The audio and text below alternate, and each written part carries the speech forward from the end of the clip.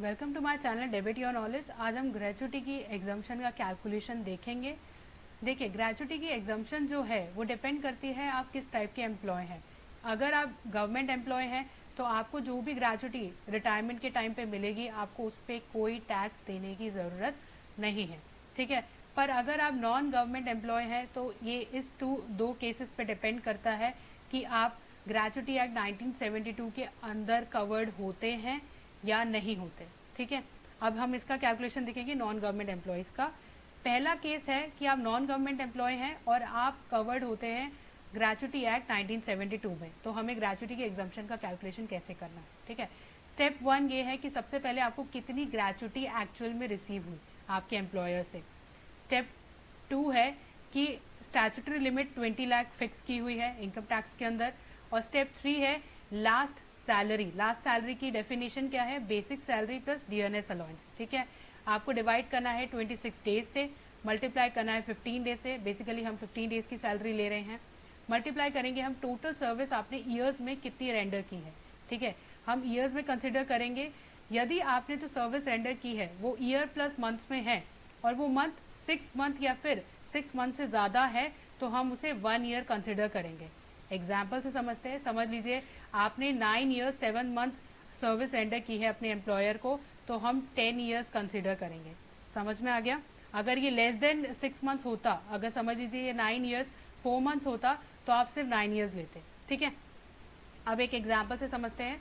Mister B retire हुए हैं 4 जनवरी 2021 को। उन्होंने टोटल सर्विस रेंडर की है 16 ईयर्स 11 मंथ्स, मतलब कि 17 हम कंसिडर करेंगे सर्विस रेंडर, ठीक है। उसके बाद बेसिक सैलरी है 44,000 रिटायरमेंट से पहले और डीएनएस अलाउंस था 8,000। ग्रेचुटी रिसीव हुई 6 लाख और वो कवर्ड होते हैं ग्रेचुटी एक्ट 1972 में। अब कैलकुलेशन देखते हैं। स्टेप 1 है कि एक्चुअल में ग्रेचुटी कितनी रिसीव हुई 6 लाख, जैसा कि मैंने आपको क्वेश्चन में दिखाया। स्टेप 2 है स्टैट्यूटरी लिमिट, इसमें कोई कैलकुलेशन नहीं करनी, वो 20 लाख एग्जैक्टली आ जाएगा। Then we have step 3। Step 3 में आपकी सैलरी आएगी। सैलरी का कैलकुलेशन मैंने आपको क्या बताया था? Basic salary plus DNS allowance, मतलब कि 44,000 प्लस 8,000, आपका आंसर आ जाएगा 52,000, ठीक है। यहाँ पे मैंने 52,000 लिख दिया। फिर हम 26 डेज लिखेंगे, यहाँ पे एग्जैक्टली 26 डेज लिख दीजिएगा। Then multiply by 15। उसके बाद टोटल सर्विस कितनी रेंडर की है मैंने आपको बताया था, हम 17 कंसिडर करेंगे। 11 को ये 11 मंथ जो है 6 मंथ से ज़्यादा है तो हम इसे पूरा कंप्लीट ईयर मानेंगे, इसीलिए 17 हो गया। 17 ईयर्स से मल्टीप्लाई करोगे आप इसको तो आपके पास स्टेप 3 का आंसर आ जाएगा जो कि है 5,10,000। अब हम स्टेप 1, स्टेप 2, स्टेप 3 में से जो सबसे मिनिमम होगा आपको उतनी एग्जाम्पशन मिलेगी।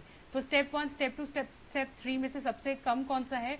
5,10,000। तो आप अपनी टैक्स स्टेटमेंट में क्या दिखाओगे कि आपको जो ग्रेचुटी रिसीव हुई है वो 6 लाख है, आप माइनस करोगे इतनी एग्जाम्पशन जो कि है 5,10,000, आपको टैक्स देना पड़ेगा 90,000 पे। आई होप आपको ये केस समझ में आया। ये केस उनका है जो कि ग्रेचुटी एक्ट 1972 के अंदर कवर होते हैं। अब हम वो केस देखते हैं नॉन गवर्नमेंट एम्प्लॉयज़ का जो कि ग्रेचुटी एक्ट 1972 में कवर्ड नहीं होते। तो इनके स्टेप्स देख लेते हैं। सबसे पहले स्टेप 1 सेम ही है कि एक्चुअल में कितनी ग्रेचुटी रिसीव हुई। स्टेप 2 भी सेम है कि लिमिट सेट है 20 लाख इनकम टैक्स के द्वारा। स्टेप 3, यहाँ पे स्टेप 3 अलग है प्रीवियस वाले से। यहाँ पे हम एवरेज सैलरी लेंगे। लास्ट टाइम हमने क्या लिया था? लास्ट सैलरी ली थी बिफोर रिटायरमेंट, पर यहाँ पे हम एवरेज सैलरी लेंगे। एवरेज सैलरी कैसे निकालोगे? आपको रिटायरमेंट से पहले 10 मंथ की सैलरी को ऐड करना है, उसको फिर 10 से डिवाइड करना है, तो आपके पास एवरेज सैलरी आ जाएगी। मल्टीप्लाई बाय हाफ, मतलब 1/2। फिर मल्टीप्लाई करना है आपको टोटल सर्विस कितनी रेंडर की है ईयर्स में। पर यहाँ पे एक पॉइंट आपको बहुत ध्यान रखना है कि यहाँ पे हम एग्जैक्ट ईयर्स लेंगे, ना कि मंथ्स को हम कन्वर्ट नहीं करेंगे ईयर में। फॉर एग्जाम्पल यहाँ पे आपने समझ लीजिए वही प्रीवियस एग्जाम्पल है ये, 9 ईयर्स एंड 7 मंथ्स आपने सर्विस रेंडर की है तो आप 9 ईयर्स ही लोगे।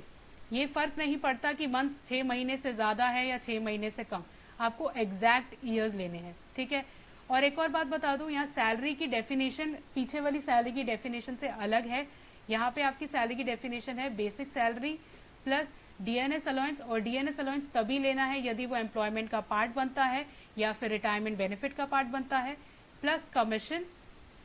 कमीशन तभी लेनी है जब ये लाइन लिखी हो कि फिक्स परसेंटेज ऑफ टर्नओवर यदि एम्प्लॉय अचीव करता है तो। समझ में आ गया? दोनों की सैलरी की डेफिनेशन अलग अलग है। अब इसको भी एग्जाम्पल से देख लेते हैं, सेम एग्जाम्पल ही है, पर यहाँ पे मिस्टर बी जो है कवर नहीं होता ग्रेचुटी एक्ट 1972 में, ठीक है। तो स्टेप्स देख लेते हैं। स्टेप 1, सबसे पहले एक्चुअल कितनी ग्रेचुटी रिसीव हुई, 6 लाख हुई है। स्टैट्यूटरी लिमिट 20 लाख सेट है। स्टेप 3 है एवरेज सैलरी लेंगे। क्वेश्चन में एवरेज सैलरी ऑलरेडी गिवन है तो कुछ कैलकुलेट करने की जरूरत नहीं है, तो एवरेज सैलरी हम एग्जैक्ट 40,000 लिख देंगे, मल्टीप्लाई करेंगे हाफ से, फिर मल्टीप्लाई करेंगे टोटल सर्विस कितनी रेंडर की है। यहाँ पे देखिए सर्विस जितनी रेंडर की है वो है 16 ईयर्स 11 मंथ्स। मंथ्स को हम बिल्कुल कंसिडर नहीं करेंगे, सिर्फ हमें एग्जैक्ट ईयर्स लेने हैं, तो 16 ईयर्स हम यहाँ पे लिख देंगे। तो आपके पास स्टेप 3 का आंसर आ जाएगा जो कि है 3,20,000। फिर हम स्टेप 1, स्टेप 2, स्टेप 3 का मिनिमम लेंगे, उतना आपको एग्जाम्पशन मिलेगा। आपको स्टेप 1, स्टेप 2, स्टेप 3 में से मिनिमम कौन सा है, वो है 3,20,000। आप टैक्स स्टेटमेंट में क्या दिखाओगे कि 6 लाख की आपको ग्रेचुटी रिसीव हुई है, माइनस आपको एग्जाम्पशन मिलेगी 3,20,000 की, क्योंकि ये इन तीनों का मिनिमम है, तो आपको 2,80,000 पे अपना टैक्स देना पड़ेगा। आई होप आपको ये समझ में आ गया होगा ग्रेचुटी के दोनों केसेस। अगर आपको ये मेरी वीडियो पसंद आई है तो लाइक करें, शेयर करें, सब्सक्राइब करें मेरे चैनल को debit your knowledge. Thank you very much, bye bye.